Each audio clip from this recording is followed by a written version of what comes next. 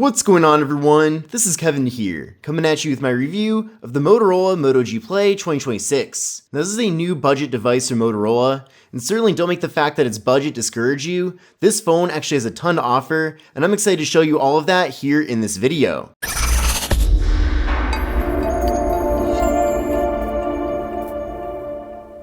So this is the Motorola Moto G Play 2026.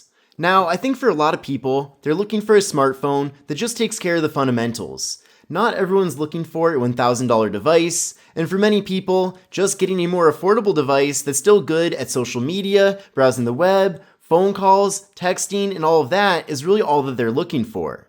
Now, if you're one of those people, I think this phone is certainly one that you might want to keep your eye on. And keep in mind though, in this budget segment, there actually is a lot of competition. I'm sure as you've looked at the other options, it can be difficult to distinguish the differences from one phone to another. And to add to that, we have other phones that were launched just maybe a year or so ago that have then been discounted to be very competitive with a brand new device like this one. And really going from generation to generation, it's more of an evolution rather than a major redesign. And I think that's one of the reasons too why the predecessor to this device was actually called the Moto G Play 2024. And they didn't even give this phone a 2025 successor. So essentially they waited 2 years to go from one generation to another. Now I have already done a full comparison between this device and its predecessor here on the channel, and to be honest, between those two devices, the differences really aren't even that major. There are some upgrades though, so definitely watch that video to see, but in general, this phone's more of a refresh than anything else. But like I mentioned, this phone is a budget option. That's probably why you're watching this video. Maybe your carrier is even offering this phone for free. As of the time of me making this video, this phone isn't really being offered at too many carriers, but the phone is being offered factory unlocked for an MSRP of $179. So definitely in this day and age where there's so many phones that are over $1,000, seeing a smartphone that's offered under $200 certainly stands out, and you're probably wondering what is the catch. Now the catch really is that there aren't too many overly interesting features with this device, but at the same time, it's not like this is a bad smartphone. We actually have pretty decent cameras on here, and also when it comes to the display. I mean, this display is 720p, so it's certainly not high in resolution, but at the same time, it looks good, the colors are nice, and it is a large display panel. And certainly at first glance, this phone does not appear to be cheap or low end. In fact, the phone feels of high quality, and honestly, that's because it is. Now with this device, the display is 6.7 inches, we are getting Corning Gorilla Glass 3, so the actual glass on this display is decently durable, which is nice. Now the display is IPS LCD, so it's not OLED, so because it is LCD, we're not getting as good of viewing angles, and when you're outdoors, it's certainly going to reflect a lot more, but for a phone in this segment, that's totally to be expected.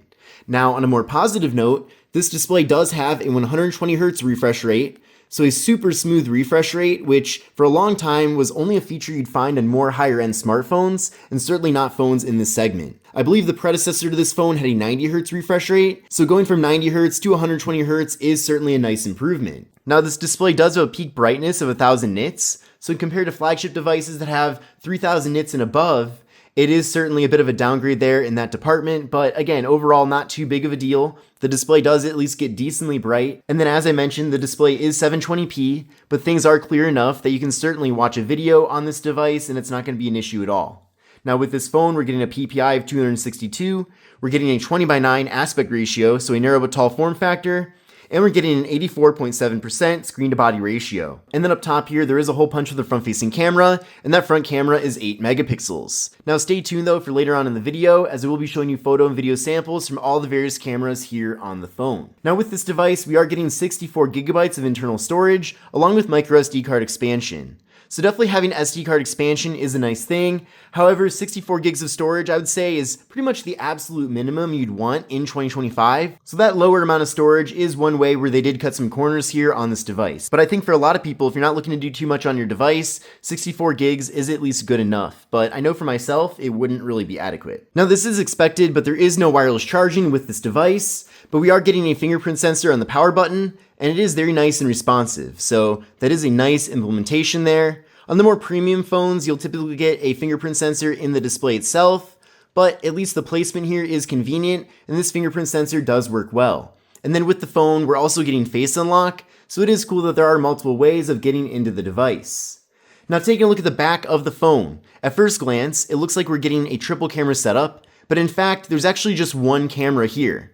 So I don't even know what this is right here, But this other camera looking thing doesn't really do anything. It might assist with portrait mode, but I haven't really noticed that. But the main attraction here is a 32 megapixel main camera. So here's how things look on the camera app.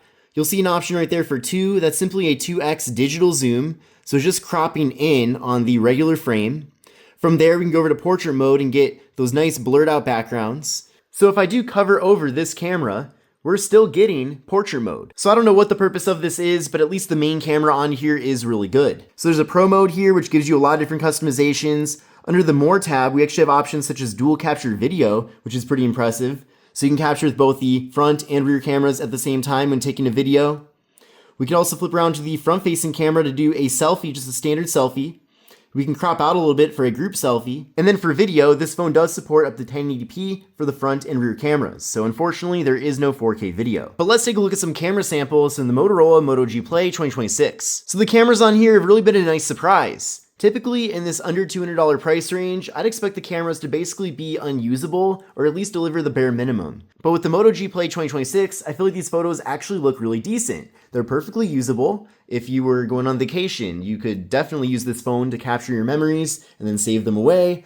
And the cameras just do a good job in general. I really don't have anything negative to say about them. Of course, for a phone that's well under $1,000, really a fraction of that price, you really can't expect too much, but at the same time, I feel like the camera on here does over-deliver, and that's both cameras. The front-facing camera and the rear camera are both really good. So Motorola definitely did a nice job here with the cameras on this device. But let's now take a look at some video samples from the Moto G Play 2026. What's going on, everyone? This is Kevin here, coming at you with a 1080p front-facing test video with the Motorola Moto G Play 2026.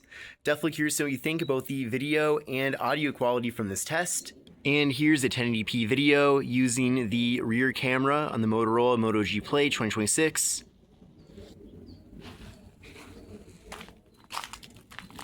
We have very quick autofocus in video mode. Oh, almost got bit by a bug.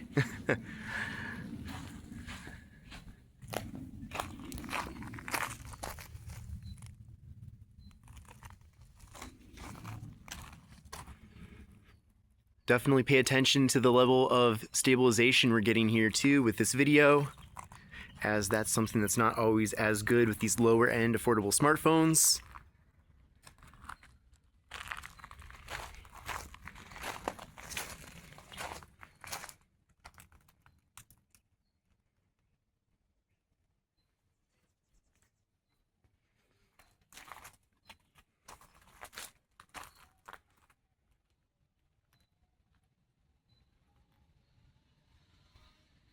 Now I just zoomed in at 2x, that's just a digital zoom, so keep that in mind, but just want to show you what happens. And I'm gonna zoom in further.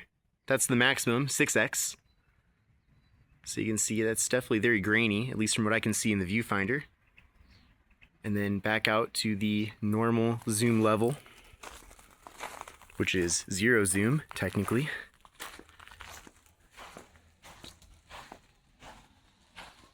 Let's take a look and see what comes included in the box. So here is the box. You can see right there, G Play 2026. And it is a slim box because there's really not a whole lot in here. And there is no wall adapter, unfortunately. But we'll open this up and see what actually is here. So there is a packet within the box. We'll open up the packet. And here are the contents of it. So we have, here we go. We have some literature here. We're also getting a SIM card removal tool.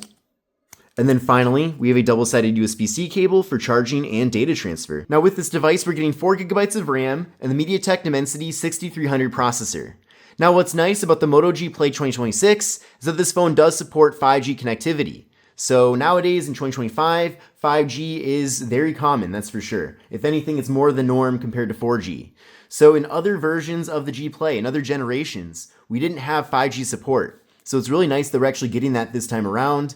So it is starting to look like almost every device sold, even at the lowest ends, are now offering 5G, at least in the US. Now I did run a benchmark test using Geekbench 6, and here are the scores that I got from that test. So I got a single core score of 797 and a multi-core score of 2109. So definitely run this test on your current phone, and then compare your results to these results to really see how this phone measures up. But in general, I've actually been pretty happy with the performance of this device.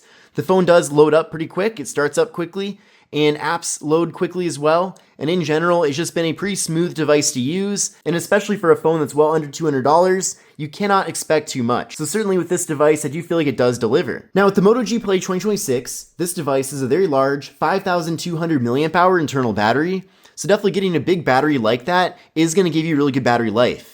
So definitely don't worry about getting through a full day with this phone. It'll be plenty for you. And what's cool too is that with this device, it does support up to 18 watt fast charging. So not only is the battery really big, but you can also recharge that battery pretty quickly. What's also awesome is that with this phone, we are getting Android 16 out of the box. Now, there really aren't too many bonus features, but I think for a lot of people, they actually don't mind that. A lot of people just want that stock, clean Android experience. So Motorola has added in some features, so there at least are a few, and I have covered that in a dedicated tips and tricks video here on the channel. But overall, Motorola does a great job with their software. Everything's very refined, everything runs smoothly. What's also cool about this phone is that we have NFC, so you can use it for tap and pay. And then we're also getting stereo audio. So audio out of the main speaker in the bottom of the phone, but also the earpiece as well when you're doing things like listening to music or watching videos. Giving us a large canvas for consuming content. In addition to that, we are getting very small bezels as well. With this device, we're getting an 87.7% screen to body ratio, and the bottom bezel. So I wouldn't say this phone necessarily has the best sounding speakers, but they do definitely get loud, and that stereo audio does make a difference. And then with that really big 6.7 inch display, that does make this phone really good for watching video content. So for what it is, this phone is at least usable when it comes to watching video, and the experience honestly isn't too bad. But taking a closer look at the hardware of the device, on the right side here we have volume up and volume down, and then the power button, which doubles as the fingerprint sensor. On the left side of the phone, we have the slot for the micro SD card and SIM card. Up top here, we have the noise canceling microphone. And then on the bottom of the device, we have the 3.5mm headphone jack, microphone, USB-C port for charging and data transfer, and the main speaker. So it is really nice that this phone does have a traditional headphone jack. I know a lot of people still like that feature, and for those of you that do, at least know that you're getting that here with the G Play 2026. I think one of the reasons also why they kept it in is because they know this phone is kind of a lower end device, and maybe people who buy this phone aren't really that techy, so they wouldn't have Bluetooth headphones. So that is a possibility as well. But one thing is for sure, having a headphone jack is certainly not a bad thing, and there's many reasons why many people would be glad this feature is present. And then with this device, we're getting the camera module, flash, Motorola logo, and that's pretty much it. Now this material on the back of the device is known as eco leather, so it's not leather at all, but it kind of feels like it a little bit. It is soft to the touch, and in general, I like this material because it doesn't pick up any fingerprints, and in general just looks stylish. So I think for making a very affordable, cheap device, Motorola did a great job making this phone feel a lot more expensive than it technically is. But this concludes my review of the Motorola Moto G Play 2026. If you liked the video, definitely give it a thumbs up. But this is Kevin here, and I'll see you in the next one. Take care and have a great rest of your day.